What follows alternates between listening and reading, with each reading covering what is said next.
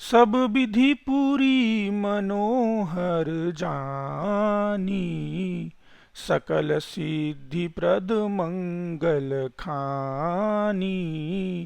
विमल कथा कर कीन आरंभा, सुनत न साही काम मददंभा। इस अयोध्यापुरी को सब प्रकार से मनोहर, सब सिद्धियों की देने वाली और कल्याण की खान समझकर मैंने इस निर्मल कथा का आरंभ किया है, जिसके सुनने से काम, मद और दंभ नष्ट हो जाते हैं। रामचरित मानस एहि नामा, सुनत श्रवण पाई विश्रामा। मन करी विषय अनल बन जरई, होई सुखी जऊ एहि सर परई।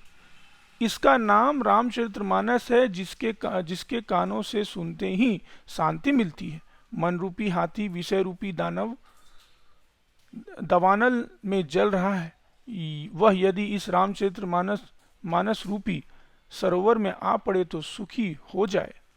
रामचरित मानस मुनि भावन, बिरचऊ शंभु सुहावन पावन।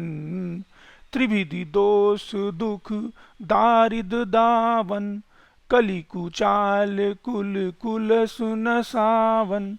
यह रामचरितमानस मुनियों का प्रिय है। इस सुहावने और पवित्र मानस की शिवजी ने रचना की है। यह तीनों प्रकार से दोषों, दुख और दरिद्रता तथा कलयुग की कुचाल और सब पापों को नाश करने वाला है। रचि महेश निज मानस राखा, पाई सुसमऊ शिवासन भाषा। ताते रामचरित मानस बड़, धरहु नाम हिये हेरि हर सिहर। श्री महादेव जी ने इसको रचकर अपने मन में रखा था और सुअवसर पाकर पार्वती जी से कहा। इसी से शिवजी ने इसको अपने हृदय में देखकर और प्रसन्न होकर इसका सुंदर रामचरित मानस नाम रखा। कहूँ कथा सोई सुखद सुहाई, सारद सुनहु सुजन मन लाई। मैं उसी सुख देने वाली सुहावनी राम कथा को कहता हूँ। हे सज्जनों, आदर पूर्वक मन लाकर इसे सुनिए। जस मानस जेहि विधि भई, जग प्रचार जेहि हेतु। अब सोई कहूँ प्रसंग सब, सुमरि उमा वृष केतु। सुमरि उमा वृष केतु। यह रामचरितमानस जैसा है, जिस प्रकार बना है और जिसे हेतु से जगत में इसका प्रचार हुआ है, अब वही सब कथा मैं श्री उमा महेश्वर का स्मरण करके कहता हूँ। शंभु प्रसाद सुमित हिय हुलसी, रामचरित मानस कवि तुलसी। करई मनोहर मति अनुहारी, सुजन सुचित सुनी लेहु सुधारी। श्री शिवजी की कृपा से उसके हृदय में सुंदर बुद्धि का विकास हुआ, जिससे यह तुलसीदास जी श्री रामचरित्र जी मानस का कवि हुआ। अपनी बुद्धि के अनुसार तो वह इसे मनोहर ही बनाता है, किंतु फिर भी है सज्जनों, सुंदर चित्त से सुनकर इसे आप सुधार लीजिए। सुमित भूमि थल हृदय अगाधु, वेद पुराण उदधि धन साधु।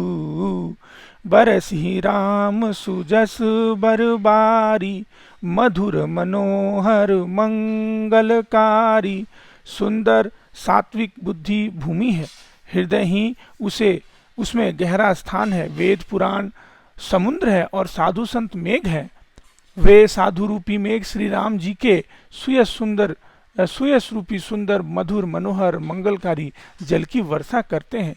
लीला सगुन जो कहीं बखानी, सोई स्वच्छता करई मल्हानी।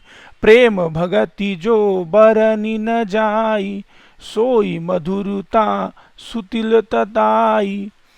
सगुन लीला का जो विस्तार से वर्णन करते हैं वह राम सुयस रूपी जल की निर्मलता है, जो मल का नाश करती है, जिसे प्रेम भक्ति का वर्णन नहीं किया जा सकता। वही इस जल की मधुरता और सुंदर शीतलता है। सो जल सुकृति साल हित होई, जय सिया राम। राम भगत जन जीवन सोई, जय सिया राम। मेघा मही गत जोश जल पाना, जय सिया राम। सकिल श्रवण मग चलहु सुहावन, जय सिया राम।